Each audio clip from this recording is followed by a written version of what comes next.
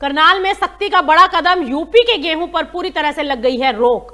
MSP बचाने के लिए एक्शन, क्या मंडियों में हो रहा था खेल? हरियाणा के करनाल से इस वक्त एक बड़ी खबर गेहूं को लेकर फिर सामने आई है, जहां प्रशासन ने मंडियों में व्यवस्था बनाए रखने और किसानों के हितों की सुरक्षा के लिए सख्त रुख अपनाया है। जिला प्रशासन ने साफ तौर पर निर्देश जारी करते हुए कहा है कि करनाल की अनाज मंडियों में उत्तर प्रदेश से आने वाले गेहूं की एंट्री पूरी तरह से रिस्ट्रिक्ट रहेगी। इस फैसले के पीछे सबसे बड़ी वजह यह बताई जा रही है कि बाहर का सस्ता गेहूं लाकर उसे एमएसपी पर बेचने की पूरी कोशिशें हो रही थी, जिससे स्थानीय किसानों को नुकसान पहुंच सकता था और पूरी खरीद व्यवस्था प्रभावित हो सकती थी।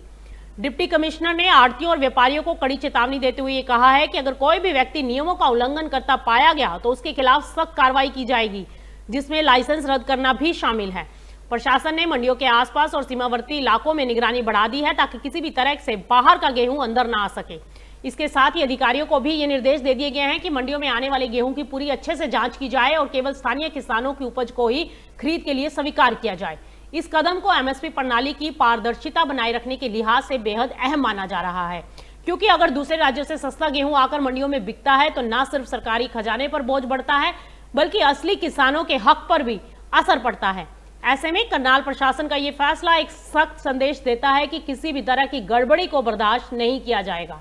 हालांकि इस पूरे मामले में कई सवाल भी उठ रहे हैं कि क्या ये समस्या पहले से चल रही थी, क्या अन्य जिलों और राज्यों में भी इस तरह की सख्ती की जरूरत है, और क्या इस तरह के कदम से किसानों को वाकई पूरा एमएसपी मिल पाएगा।